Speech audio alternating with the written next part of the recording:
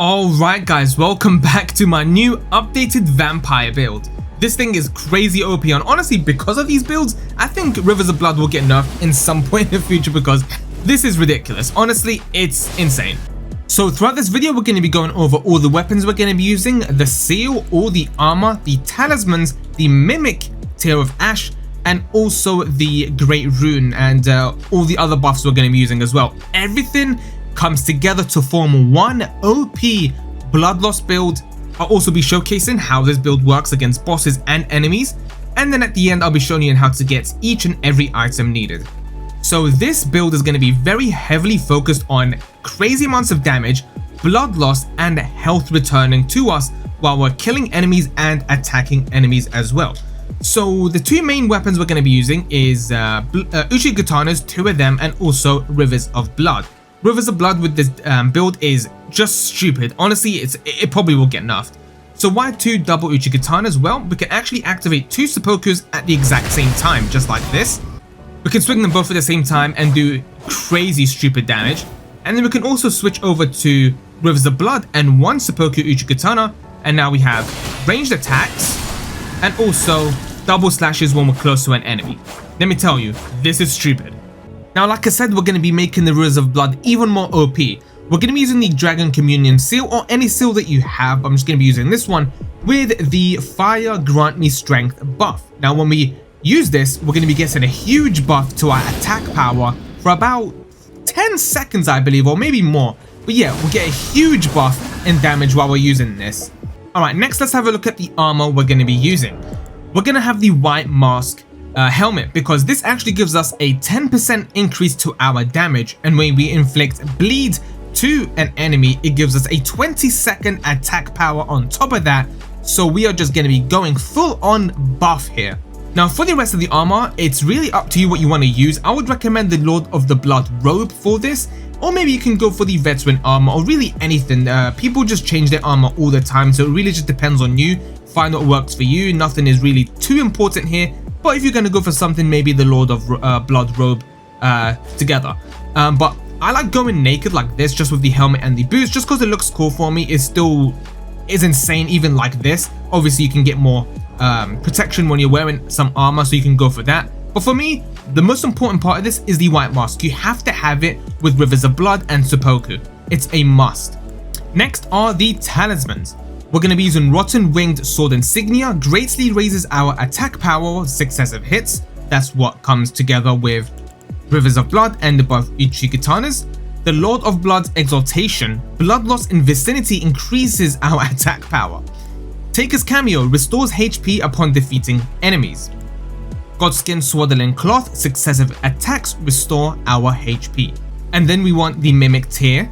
This is going to obviously duplicate ourselves with all our powers, weapons, armor, everything will be doubled. Alright, next let's have a look at the spells we're going to be using and also the Great Rune.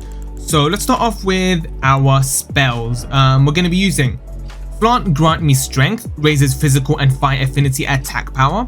And then Golden Vow, increases attack and defense for self and allies. Now these are both great buffs you're going to be using. It's going to raise your attack power by a lot. As this is a new character on a new journey, the Great Rune we're going to be using is Rykard's Great Rune. This is going to give us health back while we kill enemies. Alright, so I'm going to be testing this out on a few bosses and some enemies to show you exactly how much damage we're going to be doing. So again, everything that we went over is going to be working together to give crazy amounts of damage. I'm talking OP broken as hell damage. And also receiving health back while we're killing enemies and attacking enemies as well. So everything here is going to be helping each other out to just cause as much damage as possible. Alright, and before I do test this out on this boss right here, keep in mind this is my journey to playthrough. You guys can see right here, I have nothing unlocked. So all the bosses and enemies have a lot more health and are harder hitting. So keep that in mind, okay? Either way, it doesn't change anything. It's still OP as fuck. So let's test this out. Before we do begin, I'm going to use all my buffs to get ready for this boss fight. Okay. Alright, we're ready. I'm going to be using Rivers of Blood against this guy. Let's see exactly how fast we can kill him.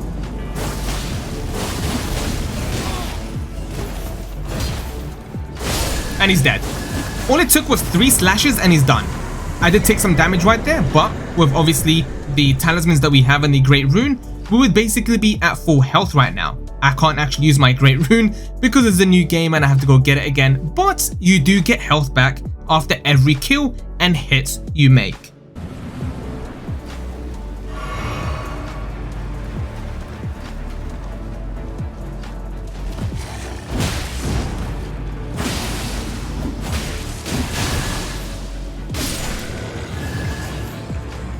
Okay, so first off, for the God Skin Talisman, you can actually find it all the way in the Spirit Caller's Cave. Just go through it, you'll be able to kill the boss at the end, and you'll be able to get that talisman. Next, for the Blood Exhaustion Talisman, you want to come down to the Avenue balcony and follow exactly where I go. This is kind of a confusing one to get, but just follow where I go and you'll be able to get it nice and easy.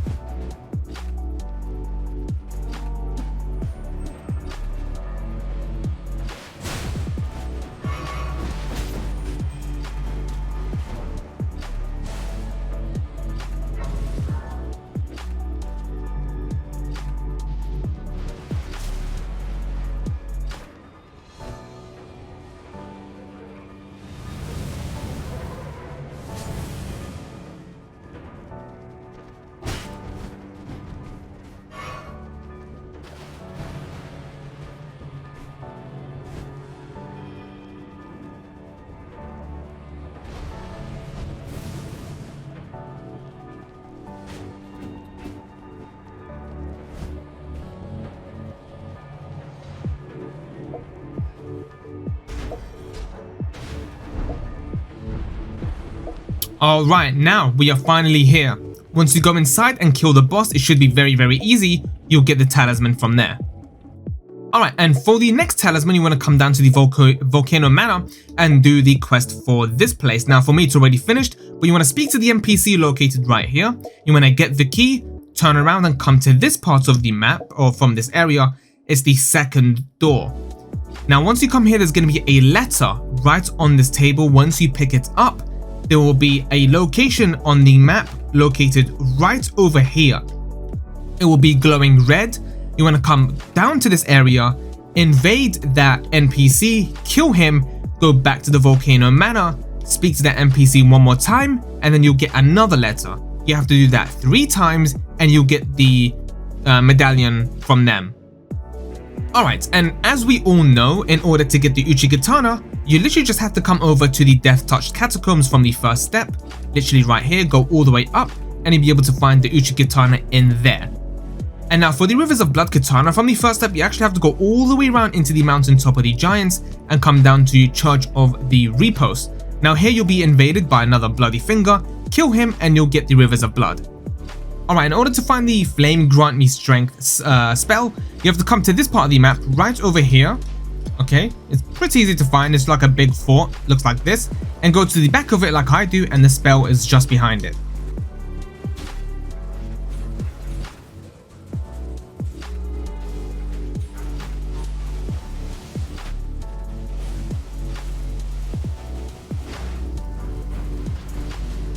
And for the Golden Vow spell, you'll be able to find it in Corpse Trench Shack, literally located right here. It will be on the floor, you cannot miss it. It's literally located inside. Alright, so first off, let's go for the White Mask. It's a pretty simple one to go for. So once you start the game, you want to speak to Var at the first step. Once you've spoken to him, you now need to kill Godric. So go through the first boss, go through the castle, kill Godric himself. It's pretty simple. Then we need to go back to the first step. He's going to go tell us to go to the round table and speak to the 2 fingers. Once you've done that, you want to go back to the first step, and now he's going to be in this location at the church.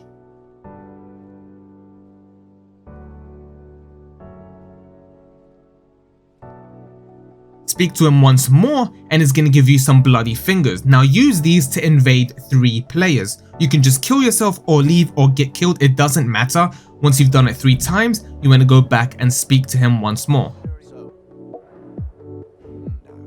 After that, he's going to give you a white sheet. Now you have to go find a maiden and dip her blood into it. The way that I found it is I went to this location and did exactly what I'm doing right now.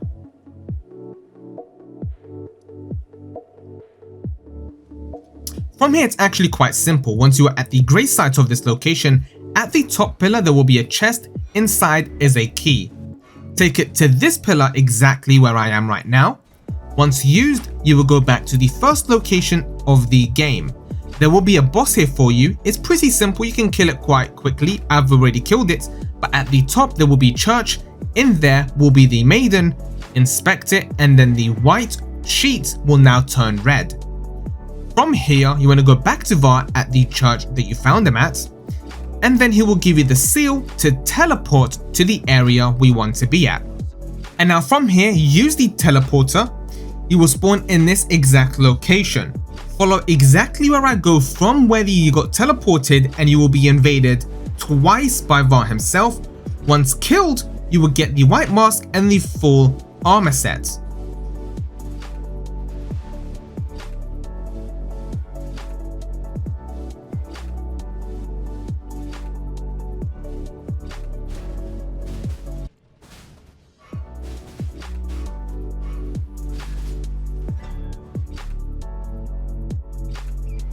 Alright, so for the last talisman we have to go for, we have to finish Millicent's quest, and it's kind of a lengthy one. So for this you have to come over to Gary's shack in Caelid, so it's located right here on the map. And you want to speak to this NPC. He's going to tell you to find a needle in the swamp to help Millicent because she's dying.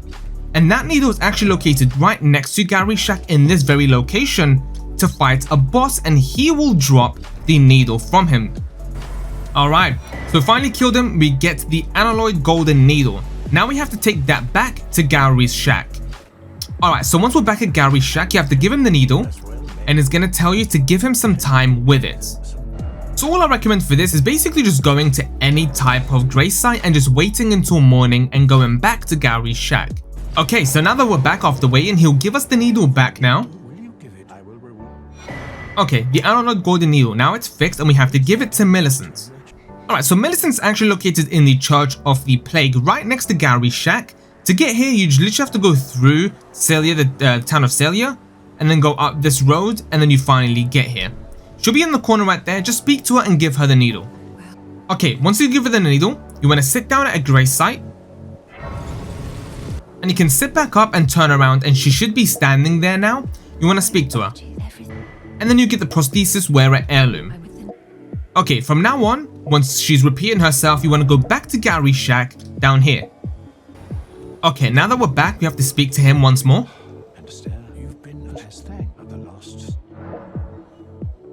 And now we can leave. So now what we're going to do is just go back up here to this grey site and just wait until morning once more. Okay, so now that we've rested, Millicent will be gone. We have to go back to Gary's shack once more. Okay, so once we're back to Gary's shack, the NPC will be gone, but Millicent is here now, so we have to speak to her.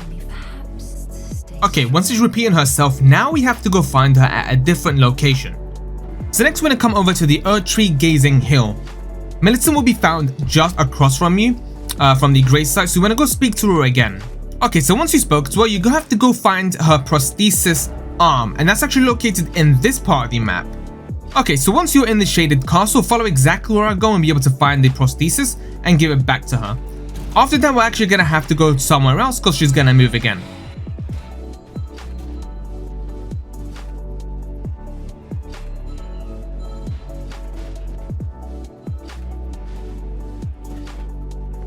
Alright, once we are here, the chest in the back will have the arm that we have to give back to her.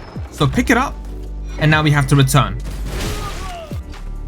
Alright, now go back to Millicent and give her the arm.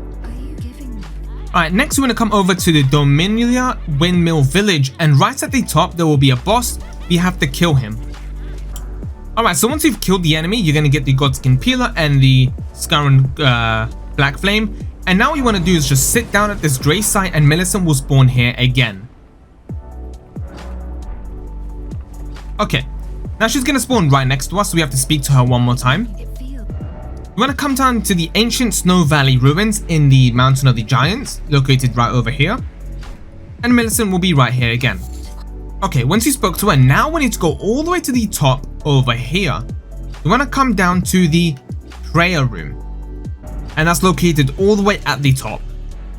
Once we are here, Millicent will be standing here. Okay, once you've spoken to her, now we need to go through this area all the way down to the drainage channel. Okay, from here you want to turn around and go exactly where I go.